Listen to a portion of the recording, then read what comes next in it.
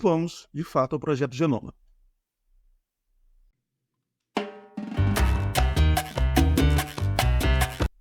O Projeto Genoma, então, foi um projeto que iniciou no ano de 1990 e durou até 2003, e a intenção dele foi sequenciar, foi entender a sequência de bases heterogenadas que compõem o ser humano.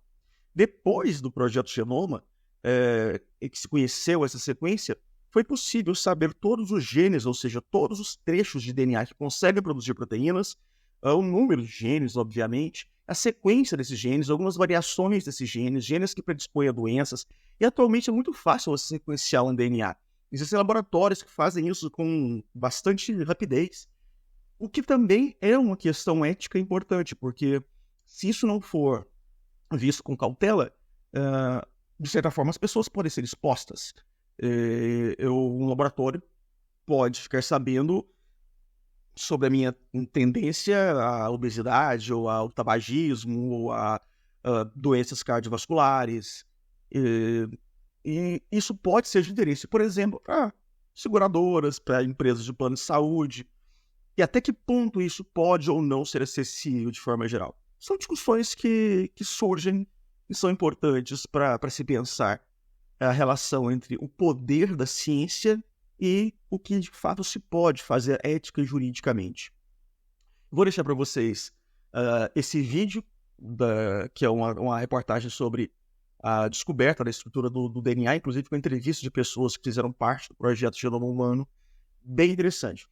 Esse que você está vendo aqui do lado esquerdo é o Watson, um daqueles que participou, participou da descoberta da estrutura do DNA, junto com Crick e, paralelamente, a Rosalind Franklin. Eu insisto na Rosalind Franklin porque ela demorou a ser reconhecida. Tanto é que muitas vezes você pega livros de biologia e vão citar só o Watson e o Crick como os descobridores da estrutura do DNA. Mas tem uma questão política e talvez sexista atrás desse não reconhecimento da Rosalind Franklin. Mas foi o Watson, que é um cara genial, sem dúvida, que foi o coordenador do projeto Genoma Humano.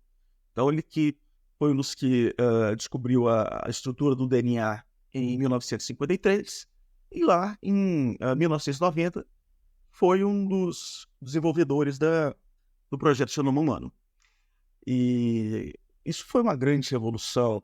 Na década de 90, a genética teve uma explosão, digamos assim. Teve o projeto Genoma Humano, teve a clonagem da ovelha Dolly, que foi a primeira clonagem de um mamífero feito, que eles pegaram o óvulo de uma ovelha, o núcleo da célula mamária de outra ovelha, tiraram o núcleo do óvulo, inseriram o núcleo da célula mamária nesse óvulo e colocaram o óvulo com o núcleo da célula mamária em uma terceira ovelha.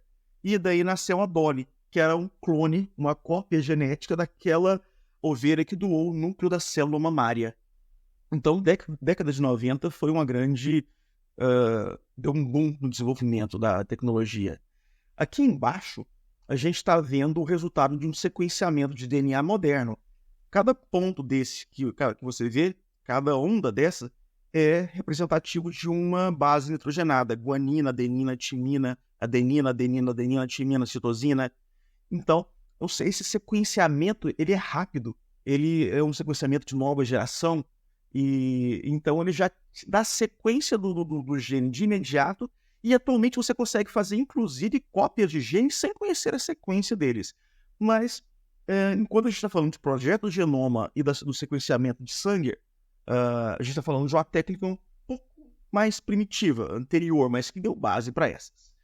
Aqui, o resultado é basicamente o que a gente vê no resultado de um sequenciamento genético atual. Essas pequenas ondas que você vê aqui embaixo são contaminantes, são trechos de bases hidrogenadas que estavam ali, mas elas não se confirmam. Então, você considera os pontos mais altos como a sequência real, porque são sequenciados vários DNAs de uma vez só para chegar a uma sequência específica. Tá? Bom, então, para a gente falar como foi feito o sequenciamento de DNA, vamos pensar nessa cadeia aqui. A gente sabe que num DNA, na dupla fita, a base adenina se liga na base timina, timina se liga a adenina, guanina se liga a citosina, citosina se liga a guanina. E se você tiver uma complementariedade, se você tiver o número de uma dessas bases, você consegue calcular o número da outra, por exemplo. Você consegue saber a resistência, a quantidade de ligações que fazem com que essas bases se liguem uma à outra. Enfim, você consegue fazer um estudo, uma estruturação muito boa de um DNA, conhecendo a estrutura química desses nucleotídeos. A ponto de, nesse momento, a gente saber, por exemplo, depois do projeto Genoma, que no cromossomo 17 e no cromossomo 13 humanos existem os genes BRCA, geralmente a gente chama de BRCA. São os genes responsáveis pelo desenvolvimento do câncer de mama. Se uma pessoa tiver mutação, algum tipo de mutação específica, na verdade, nesses genes, ela pode ter uma predisposição a ter câncer de mama. E com a tecnologia a CRISPR-Cas9, é possível pensar em deletar esses genes, por exemplo. Então, digamos que duas pessoas pretendam ter um filho e eles têm, os dois têm os genes que predispõem ao câncer de mama. É possível pensar em deletar esses genes e ter certeza de que a criança não terá essa predisposição genética, ainda que isso não seja feito na prática em seres humanos. Ok? Então, é isso. Existem alguns métodos de sequenciamento de DNA, e o primeiro deles, o que vai interessar para a gente nesse momento, é o sequenciamento de Sanger. Para fazer o sequenciamento de Sanger, são necessários basicamente os materiais que estão aí. É o DNA que você quer conhecer a sequência, sei lá, você descobriu um organismo novo, você descobriu algo que você quer, de alguma forma, saber a sequência genética de adenina, timina, citosina e guanina. Então, você não sabe, mas você tem esse DNA disponível. Você precisa de um primer, de um iniciador, que é um fragmento de DNA geralmente de 20 a 200 bases nitrogenadas, que pode ser feito em laboratório. Eventualmente você pode comprar pronto, dependendo do gene que você quer sequenciar. Ele vai se ligar no DNA e vai dar início à polimerização. Então, eu tenho o DNA que eu quero investigar, o primer se liga a ele, a DNA polimerase pega os DNTPs, que é adenina, timina, citosina e guanina normais, e vão adicionando na sequência a partir do primer do DNA a ser investigado, até que aleatoriamente um ddNTP, que é um DNA sem a hidroxila, esse ddNTP, de desoxinucleotídeo, diferente do DNTP, que é uma base nitrogenada normal que tem uma hidroxila. Eu vou mostrar um vídeo e isso vai ficar mais claro. Mas eu preciso desse material, e com esse material se coloca em cada um dos frascos o DNA a ser investigado. A gente vai usar 4 frascos, um para cada base nitrogenada. Então eu tenho um frasco com DNA, primer, a DNA polimerase, adenina, timina, citosina e guanina, e um ddNTP, que pode ser, por exemplo, a adenina de desoxinucleotídeo. Por quê? Porque esse de desoxinucleotídeo, digamos que seja adenina, quando ele se ligar ao DNA, o outro não consegue mais se ligar a ele. Ele não tem hidroxila para fixar a outra base nitrogenada. Então, a ligação das bases nitrogenadas para aí. No outro frasco, eu vou ter também o DNA, o primer, a DNA polimerase, adenina, timina, citosina e guanina, e outro ddNTP. Já que no primeiro tinha adenina, digamos que no segundo a gente coloca citosina. Então, a gente sabe que quando esse DNA começar a dividir em pontos aleatórios, onde tem, eu acho que eu falei citosina, né? Onde tem a citosina, vai se ligar um ddNTP e nada mais se liga a ele. A mesma coisa acontece para timina e para guanina. Bom, a gente sabe que no organismo vivo existem enzimas que fazem a abertura da dupla hélice de DNA, que fazem a ligação, que fazem verificação, que fazem o reparo. No caso dessa técnica do Sanger, a gente está fazendo basicamente um PCR, uma reação em cadeia de polimerase. Então, a abertura do DNA, a ligação do primer, o enovelamento que é feito pela polimerase é feito pela diferença de temperatura. A gente sabe que a temperaturas altas, aproximadamente 92 graus, o DNA abre, a dupla hélice se abre. Quando a gente baixa essa temperatura para aproximadamente 55, 60 graus, o primer se liga. Aumentando a temperatura, a polimerase começa a enovelar. Essa polimerase no seu organismo funciona na temperatura do corpo, 37 graus aproximadamente. Mas descobriram uma DNA polimerase em bactérias extremófilas que vivem em águas superquentes lá no Parque de Yellowstone, que é aquele parque, apesar de ter um nome diferente, mas a referência é essa, o Parque do Zé Colmeia. O Parque do Zé Colmeia tem aqueles geysers, o desenho do Zé Colmeia, se por acaso você não conhece, veja algum desenho do Zé Colmeia, tem uns geysers que liberam água muito quente, e isso realmente existe no parque original. E nesses geysers, ou geysers, existem essas bactérias termófilas, são extremófilas as bactérias que vivem com altas concentrações de sal, ou pH extremamente ácido, ou temperaturas elevadas. Nesse caso, são temperaturas elevadas, então elas são chamadas de extremófilas. Bom, essas bactérias extremófilas produzem proteínas, portanto, elas têm uma DNA polimerase que funciona a altas temperaturas. Então, essa foi uma grande sacada, porque a partir de um certo momento da história, começaram a usar as polimerases das bactérias termófilas e elas resistem a essa alta temperatura. A polimerase que tem na nossa célula não resiste a isso. A alta temperatura degrada a proteína, mas elas resistem. Então, isso foi uma forma também de acelerar muito o processo da reação em cadeia da polimerase. Então, só confirmando, tá aí o Frederick Sanger, 1977. Aquilo que acontece num DNA original, num DNA no organismo, digamos. A gente tem uma fita e uma enzima chamada helicase consegue separar essa dupla fita. É o que acontece no seu organismo. Agora, se a gente pegar o DNA e colocar temperaturas altas, a mais de 90 graus, essa abertura vai acontecer pela temperatura, pela ruptura da ligação entre as bases nitrogenadas, adenina, timina, citosina e guanina. Okay? O que acontece habitualmente é que quando essa dupla hélice abre, um DNA novo é formado, é a replicação do DNA. Então, essa replicação vai acontecer no sentido 5', 3', que é a posição do carbono. Então, ela acontece continuamente em uma das fitas, e na outra fita vai acontecer por fragmentos, chamados fragmentos de Okazaki, porque vai ser sempre no mesmo sentido, e o DNA não consegue... ele vai ter que fazer essa replicação fragmento por fragmento. Mas isso é o que acontece no organismo habitualmente. E que, com o sequenciamento do Sanger, a gente tem a ligação do ddNTP em vários fragmentos do DNA à medida que ele replica. E aí, o que é que vai acontecer? Mas esses vários fragmentos, eles podem ser colocados no aparelho de eletroforese e a gente fica sabendo, então, a sequência deles, né? Que é o vídeo que eu tinha colocado antes. Então, foi essa a técnica utilizada no projeto Genoma Humano. Só para ordenar, para ficar clara essa ideia do projeto Genoma, então. O projeto Genoma, ele durou 13 anos, apesar de ter sido planejado para durar 15, mas porque ele começou com o sequenciamento de Sanger e terminou com os sequenciamentos mais modernos. 21 pessoas foram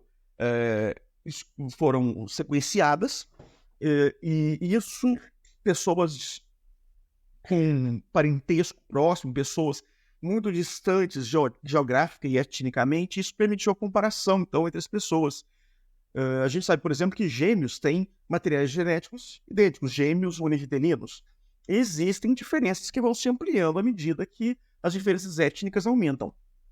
Digamos que uma pessoa tenha um câncer de mama. Esse câncer de mama foi originado por alteração no DNA que acontece, por exemplo, em 6% das pessoas que têm câncer de mama.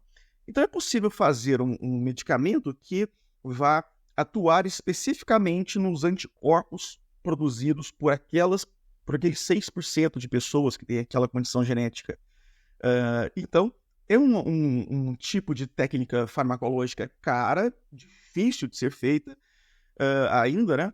Mas que é muito promissora.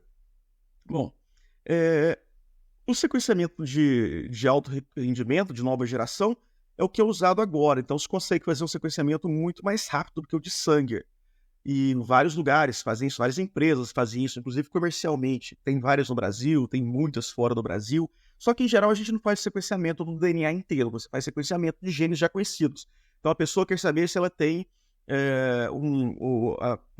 genes para autismo. Então, já que se conhece vários genes do autismo, é possível, do transtorno de espectro autista, é possível verificar esses genes em específico.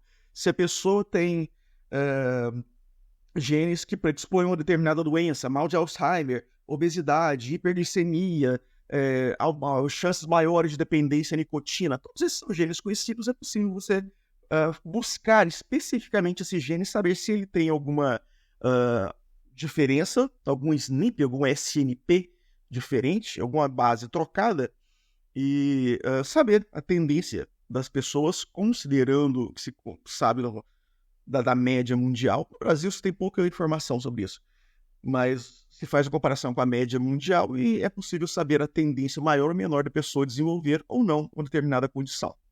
Ok? Bom, como é a ideia do projeto Genoma Humano? Aqui eu peguei os slides do professor José Goldin, que é um grande professor da UFRJ na área de bioética, principalmente, e aqui eu vou pegar o exemplo que ele deu. Imagina essa sequência, imagina que cada uma dessas letras desse quadro seja uma base nitrogenada.